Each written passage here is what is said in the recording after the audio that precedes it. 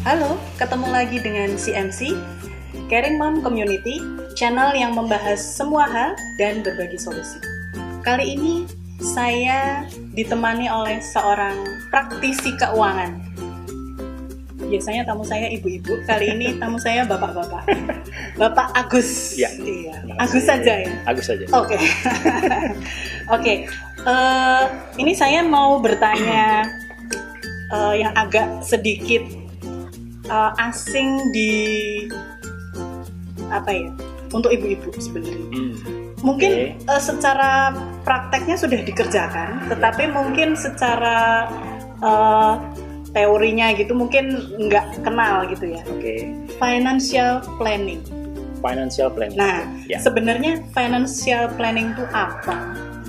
Terus sebenarnya yang perlu mengerjakan financial planning itu siapa?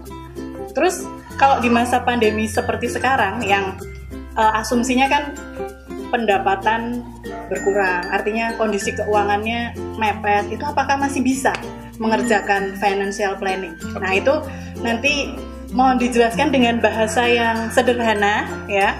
Bahasa yang nanti ibu sahabat CMC di rumah, oh berarti sebenarnya selama ini aku sudah mengerjakan financial planning. Nah, gitu ya. Nanti setelah itu kita tambahkan dengan pertanyaan sahabat CMC yang sudah masuk ke CMC. Oke, monggo. Oke. Pak Agus. Terima kasih Bu Afi. Iya. Ya, ini panggilannya sahabat CMC berarti ya? Iya, betul. Oke, salam kenal semuanya sahabat CMC. Saya Agus ya. Ini bukan ngajarin ya, mungkin sesi kali ini bukan mau menggurui tapi mau sharing aja. Oke. Ya, mau berbagi informasi aja.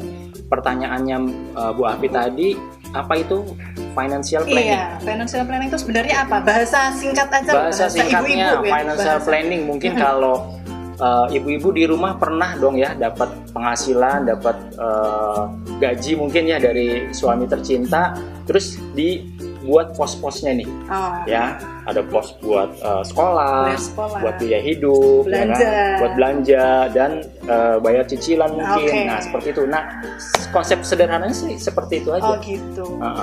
Jadi gimana caranya kita mengatur uang yang masuk ya dengan pengeluaran yang sudah yang kita ada, butuhkan. ya? Ada kayak gitu. Oh, gitu. Jadi sebenarnya kita Bagi-bagi.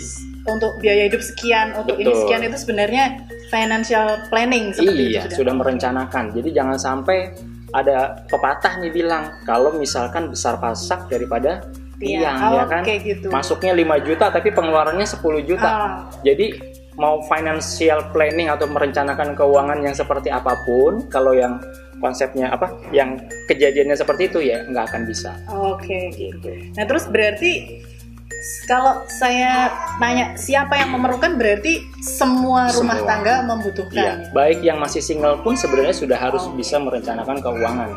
Dari muda pun kita sudah mulai diajarkan buat perencanaan keuangan, ya khususnya nanti ya pada saat masa depan berkeluarga dan seterusnya. Berarti bisa ngajarin anak-anak ya, uang saku bagi-bagi gitu ya, untuk jajan sekian, untuk ditabung sekian, berarti itu termasuk ngajarin anak-anak supaya mereka bisa mengatur keuangan sejak dini. Oh, gitu. Gitu ya, sahabat CMC ya. Ternyata financial planning sudah sering diajarkan ke anak-anak juga, dibiasakan ke anak-anak. Oh, gitu. Nah, terus ini kalau masa pandemi seperti sekarang kan pendapatan atau keuangan kita kan terbatas nih.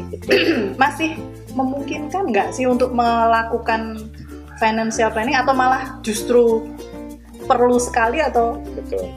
Ya, pandemi ini kan bukan hanya Indonesia atau mungkin kota sekitar kita aja ya kan, tapi ini kan sudah mencakup seluruh dunia yang merasakan. Jadi artinya ini adalah seluruh warga atau rakyat dunia itu merasakan gimana susahnya krisis ya kan? Gimana susahnya krisis. Nah, pertanyaannya di masa pandemi ini masih perlu nggak sih perencanaan? Justru kalau kita sebelum pandemi kemarin merencanakan keuangannya dengan bagus, pada saat terjadi resiko seperti ini, ya terjadi krisis seperti ini, kita mungkin udah nggak terlalu goyang kehidupannya gitu.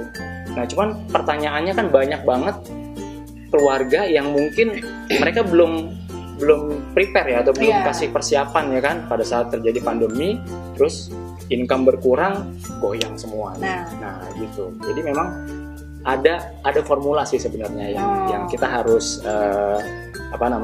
siapin, berapa persen buat hidup, berapa persen buat tabungan, dan berapa persen buat kebutuhan yang lain. Oh gitu. Jadi justru itu mungkin kita simpan untuk yang besok ya, kalau yang persentase ya.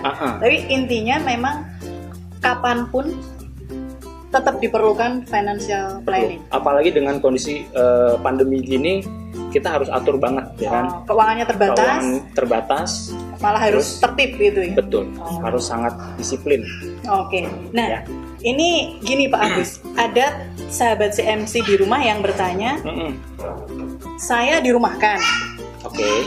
Terus dari perusahaan kan dapat pesangon nih. Oke. Terus enaknya pesangon ini atau bijaknya pesangon ini untuk saya gunakan untuk apa? Apakah untuk saya masukkan tabungan? Apakah saya pakai untuk modal usaha? Atau malah saya belikan aset supaya nggak hilang gitu ya? Oke. Sebenarnya kalau kita dapat pesangon, artinya itu ada uang lebih ya. Tapi itu bukan diibaratkan bonus loh. Iya. Karena kan? Habis itu kan kita nggak dapat lagi. Ya kan. Nah, yang paling penting adalah kita harus lindungin keluarga kita dulu nih. Artinya kebutuhan dasar di keluarga itu harus siap dulu dengan kondisi tidak ada pekerjaan. Iya, betul. Ya minimal banget 6 bulan. Jadi kalau misalkan pengeluaran tiap bulan 10 juta contoh ya, berarti kita harus siapin spare untuk kebutuhan di keluarga itu 60 juta.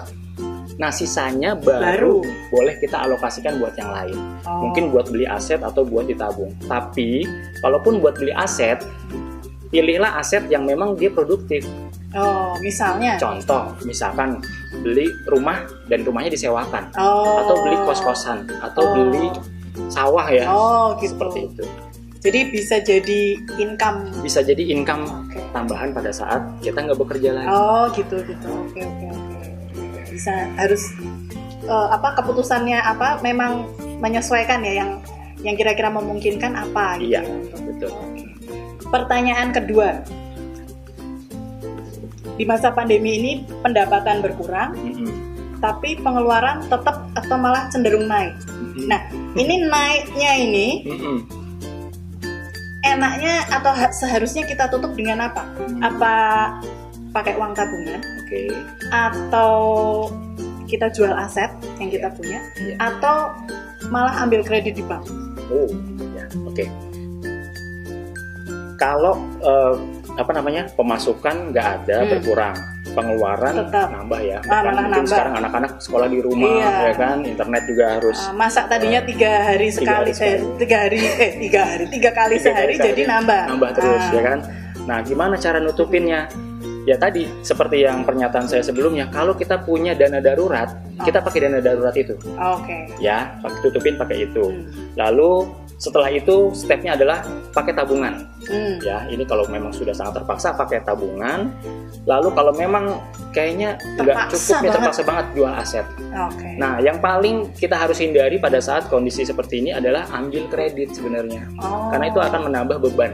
Kan, nambah beban, dan kita juga harus mikir kan, bayar bulanannya gimana segala macam. Padahal kita juga income kita juga nggak ada. Gitu ya. Jadi ternyata ada step-stepnya ya, maksudnya. Betul. Pakai dana darurat dulu, pakai dana cadangan dulu, lalu pakai tabungannya.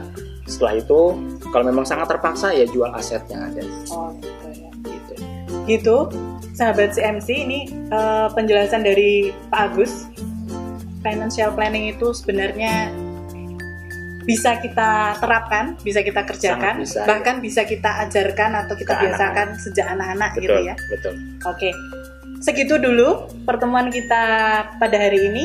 Kita akan ketemu lagi, nagih janji tadi persentase financial planning itu sebenarnya gimana gitu ya. Ada formulanya. Formula financial planning. Kita lanjut ke episode berikutnya. Sambil menunggu, kita sudahi dulu ya. Jangan lupa like, subscribe, dan kalau ada pertanyaan bisa ditulis di komen. Salam untuk keluarga. Terima kasih Pak Agus. Sama-sama.